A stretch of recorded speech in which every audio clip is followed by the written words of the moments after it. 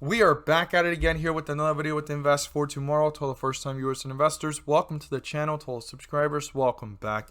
All I ask for in return is for you to smash that like button to let me know you watch this video. Helps out the YouTube channel and lets me know you appreciate the time and effort I put into making these videos. Now, we have Clov stock, Clover Health Investments here in front of us. We're going to break down the chart, all the data and what 42 Vision is showing. But before we jump into the chart and all the information that we're going to cover here, I want to share with you guys the home run of the week that broke above 20% plus at its highest point this week so far from the weekly watch list. And I'll share with you guys the stocks I mentioned this morning over at the daily watch list as well. And we're going to get right into it here with Clov stock. So I usually talk about the home run of the day, and today I'm going to share with you guys the home run of the week. Today's opportunities gave realistic expectations, and these were the stocks I mentioned. If this is something that interests you and you want to become part of, you're more than welcome to join us. The link is down below in the description to the Discord, and by joining, you'll become part of a growing community of investors all looking to learn and grow together. And I want investors to be aware that this community is not just a day trading opportunity community. There is opportunities for everyone, whether you're a day trader, long-term trader, or swing trader. So these are the stocks I mentioned, AEI and ADMA. AEI was the best performer of the day. And I showed everyone in the community that with 42 Vision, I was able to catch this dip, right? Because with 42 Vision, I was able to see when the weakness was happening and when the momentum actually went to its highest peak and when it was actually getting weaker to pull back. And that's how I was able to make 8% on this move. This was a 10 to 12% move, happened in a matter of minutes. And that's what it's all about, looking for 5 to 10% movers, 10 to 20%, and 20% plus is a home run, whether it's a daily opportunity, weekly opportunity, or long-term opportunity. So let's talk about the stock that is the home run of the week, and that is HIPO. Talked about it this weekend. It was at 523. It was sitting right there at September 6, 2021, and I mentioned it at 4:26 p.m. So right there's the timestamp. I talked about it before this happened because a lot of people talk about how I don't mention it before it happens, and this is what we do. We try to catch opportunities before they happen, weekly and daily. So how was it that it turned down on the week? Well, so far, just yesterday, it moved up in the pre-market. It was going up. It was already up 10 to 20 cents. And even still at that level, and even towards the bell at 572 in the dip here of 549, it went all the way up to 684, presenting itself as an opportunity of 20% plus. It went up yesterday 20 to 25% in just the first day of the beginning of the week. And even at these levels, it is still up nearly 10 to 20%. This has been a phenomenal home run for the week so far.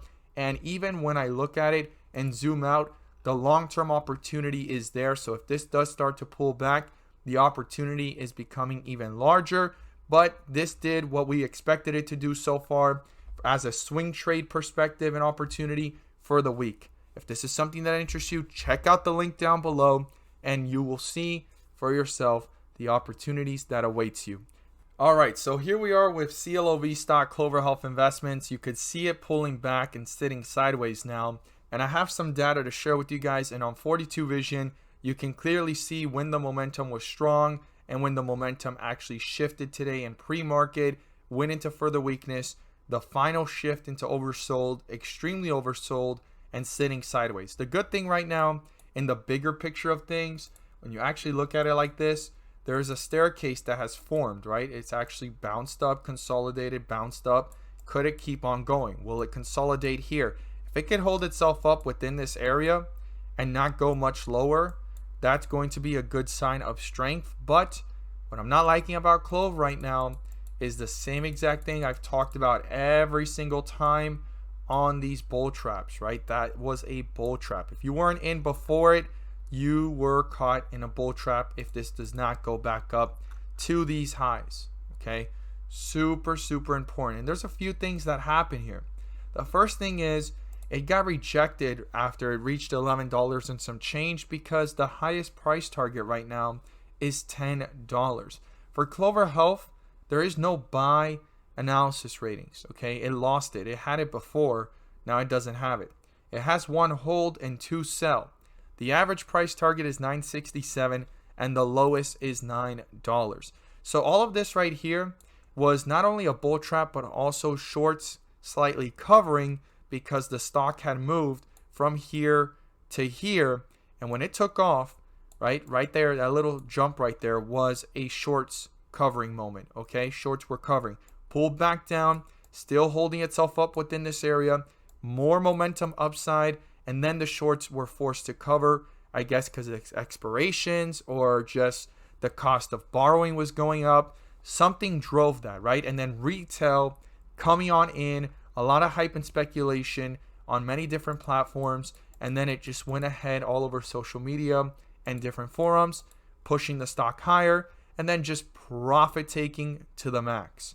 And it's now below the average price target, and it was above it, right, for the highest price target. So that's one of the biggest reasons why there was a rejection, but it did have a move of nearly 30% to the upside, 30% plus within this upside consolidation and upside rip. Now it pulled right back down. So if this can consolidate here and not go much lower, or at least stay above these lows here before the rip of 863, keep that in mind. There could be some strength here for the bulls, and some of the shorts that are left, if they haven't fully covered, may have to cover eventually, which could actually cause another spike. But just as fast as this went up and came right back down, it's reminding me of these bull traps here that actually had moments of jumps and shorts slightly covering and retail getting excited and then just going right back down. Now, the short interest is not that high. I do want investors to be aware of that. And the share float is pretty high. So this is extremely not diluted, but it is a pretty high number compared to others out there. The short float, 15%. Even though it's not that high, that could be considered a decent amount. Now, some of that has been covered, so it might be now between 15 to 8%, maybe 15 to 7%. And there's still some shorts out there that may have to cover and might push it up even higher. And that's why it's important for the bulls to stay within this area, because the more they profit take, themselves are giving it and handing it right back to the bears based off the charts, right? So we talked about 863, but the first support level, which is the lowest point of the day, is 921 to keep in mind. And then obviously in this sideways action, the highest point that I would refer to here as a midway point from the highest point before the rejection started in the pre-market is 998. Just round that up to $10.